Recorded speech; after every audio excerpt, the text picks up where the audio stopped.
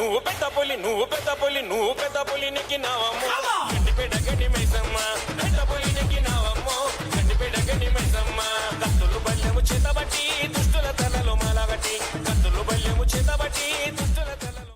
నేనెప్పుడు అనుకోలేదు అసలు బోనాల పండగ జర్మనీలో ఇంత బాగా సెలబ్రేట్ చేసుకుంటా అని. నేను మా వదిన వాళ్ళ ఇంటికి వచ్చేలోపే వీళ్ళు బోనాలు ప్రిపేర్ చేసేసిండ్రు, ఇంకా ప్రసాదాలు మాత్రమే చేస్తున్నారు. మీరందరూ బోనాలు చూస్తే నేను మాత్రం కిచెన్కి అంటుకున్న పసుపు మరకలు చూస్తున్నాను. అవి పోవాలంటే మామూలుగా ఉండదు.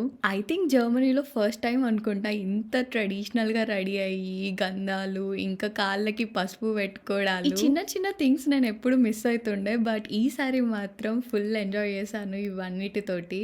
కరెక్ట్గా ఇంటి నుంచి బయలుదేరేటప్పుడే ఫుల్ వర్షం పడ్డది. లక్ ఏంటంటే టెంపుల్కి వచ్చే వరకు వర్షం ఆగిపోయింది.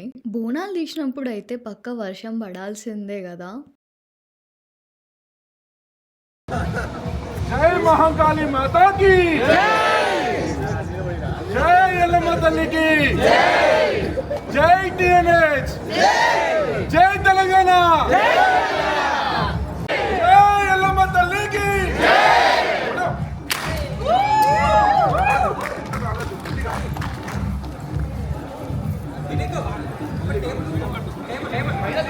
ఈ టైంలో వీళ్ళందరూ ఎలా ఉన్నారో నాకు తెలియదు కానీ నాకైతే లోపల ఫుల్ భయం వేసింది. ఆ వైట్ కలర్ క్లాత్ ఏదైతే తల మీద పెడుతున్నారో అది నేను పెట్టాను.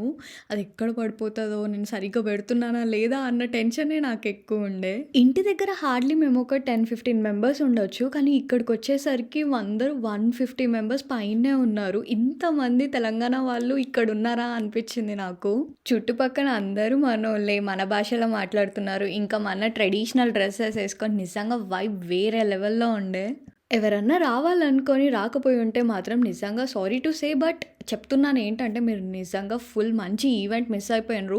ఇక్కడ ఈవెంట్ చాలా బాగా జరిగింది అండ్ జనాలు కూడా ఎంత ఫ్రెండ్లీగా ఉన్నారు తెలుసా. ఆఫ్ కోర్స్ మనం తెలంగాణ వాళ్ళం కాబట్టి ఆ మాత్రం ఫ్రెండ్లీ ఉండాల్సిందే. ఈ టెంపుల్ వచ్చేసి ఆఫ్ఘనిస్తాన్లో ఉన్న హిందూ వాళ్ళు కట్టించిండ్రు. అప్పట్లో ఆఫ్ఘనిస్తాన్ హిందూస్ ఇక్కడికి వచ్చేసిండ్రు. అప్పటి నుంచి ఈ టెంపుల్ మెయింటైన్ చేస్తున్నారు. డైలీ పూజలు, భజనలు ఇంకా అన్నదానాలు కూడా నడుస్తాయంట.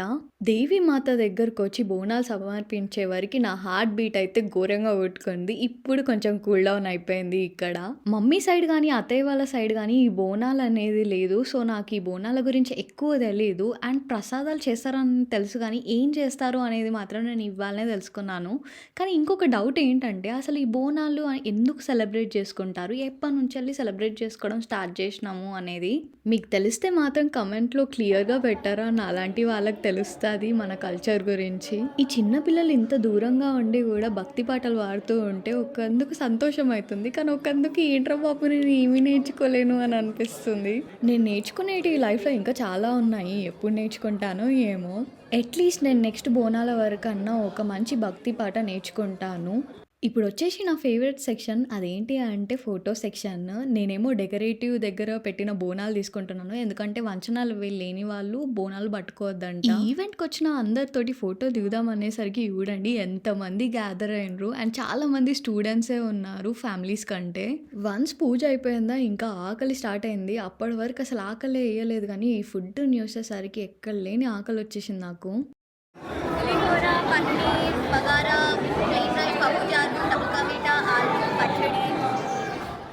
ఇన్ని వెరైటీస్ ఒకటేసారి తినాలంటే ఇండియాలో పాసిబుల్ అవుతుంది, కానీ జర్మనీలో మాత్రం ఇలాంటి ఈవెంట్స్ చేసినప్పుడే, అందుకనే అంత సంతోషము నా మొహంలో.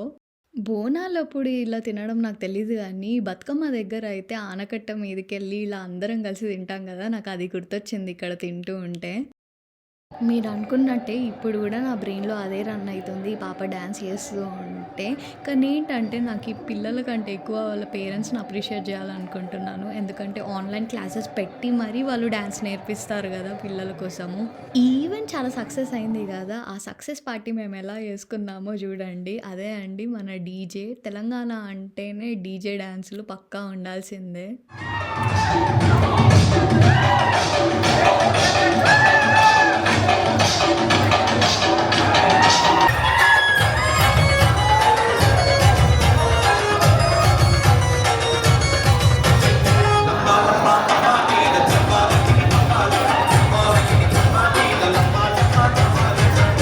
Rambalam,